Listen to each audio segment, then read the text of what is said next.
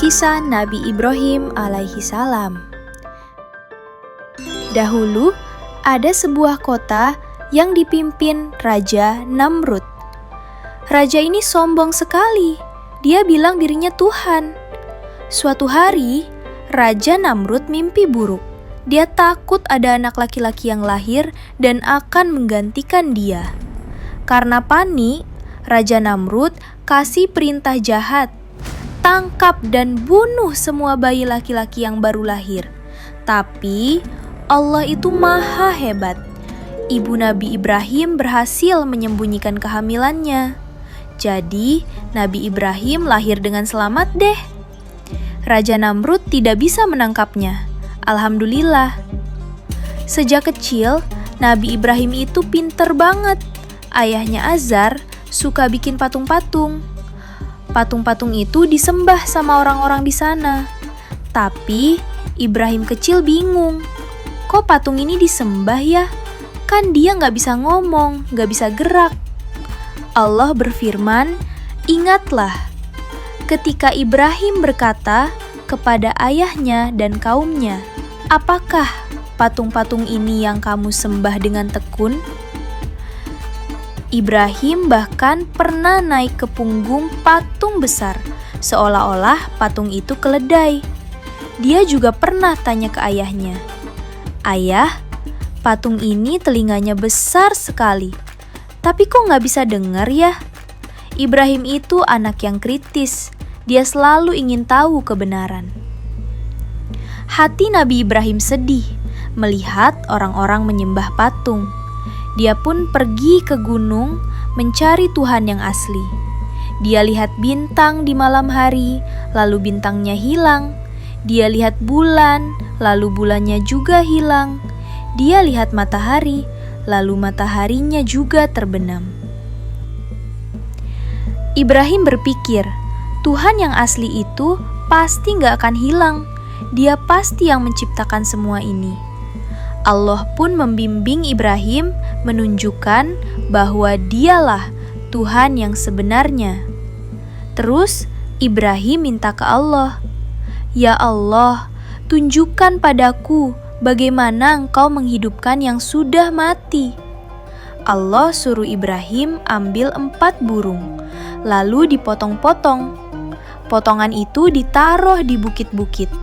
Lalu Ibrahim memanggil burung-burung itu.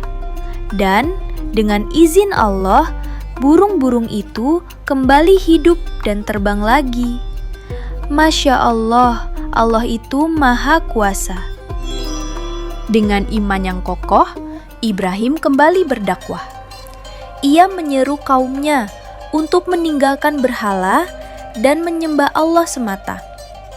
Suatu hari, saat semua orang pergi pesta, Nabi Ibrahim punya ide. Dia mengambil kapak, lalu dia hancurkan semua patung, kecuali patung yang paling besar. Kapaknya dia gantung di leher patung terbesar itu.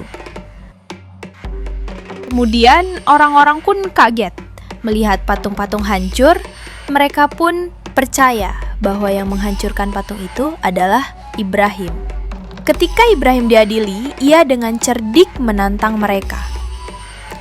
Coba tanya saja patung yang paling besar itu. Kan kapaknya ada di lehernya. Raja Namrud bilang, "Mana mungkin patung bisa ngomong?" Nah, Ibrahim langsung bilang, "Kalau begitu, kenapa kalian menyembah patung yang tidak bisa apa-apa?" Raja Namrud jadi diam dan tidak bisa menjawab. Raja Namrud marah sekali. Dia memerintahkan tentaranya untuk membakar Nabi Ibrahim hidup-hidup. Lalu api yang besar sekali dinyalakan. Tapi di tengah kobaran api itu, Ibrahim tidak gentar. Dia bilang, "Hasbunallah wa ni'mal wakil." Artinya, cukuplah Allah yang menolongku. Dia sebaik-baik pelindung. Allah berfirman kepada api, "Wahai api, jadilah dingin dan selamatkanlah Ibrahim. Api itu langsung dingin. Nabi Ibrahim keluar dari api tanpa luka sedikit pun. Raja Namrud pun kaget bukan main. Seiring berjalannya waktu, Nabi Ibrahim tetap berdakwah kepada umatnya. Dan akhirnya, Raja Namrud yang sombong itu meninggal karena dikalahkan seekor lalat kecil. Hal ini menunjukkan bahwa betapa lemahnya kekuasaan manusia di hadapan keagungan Allah. Setelah itu, Nabi Ibrahim mempunyai keluarga. Dia punya 2 istri yang baik, Sarah dan Siti Hajar. Dari Siti Hajar lahir anak laki-laki yang lucu, namanya Nabi Ismail. Lalu dari Sarah yang sudah tua dan tidak bisa punya anak, Allah kasih mukjizat, lahir juga anak laki-laki namanya Nabi Ishak. Nabi Ibrahim pernah berdoa kepada Allah, "Ya Tuhanku, anugerahkanlah kepadaku seorang anak yang termasuk orang yang soleh." Sebagai ujian ketaatan, Allah menyuruh Nabi Ibrahim untuk meninggalkan Siti Hajar dan bayi Ismail di padang pasir yang sepi di Mekah. Siti Hajar itu hebat sekali. Dia cuma bertanya, "Apakah ini perintah Allah?" Saat Nabi Ibrahim mengiyakan, Siti Hajar bilang, "Kalau Allah yang menyuruh, pergilah. Allah tidak akan menelantarkan kami di sini." Bertahun-tahun kemudian, Nabi Ibrahim dan Nabi Ismail membangun sebuah rumah ibadah yang sangat penting, namanya Ka'bah. Sampai sekarang, Ka'bah jadi tempat umat Islam berkumpul untuk beribadah haji. Selain ujian ketaatan, Nabi Ibrahim juga diuji lagi oleh Allah. Allah menyuruhnya lewat mimpi untuk menyembelih putra kesayangannya, Nabi Ismail.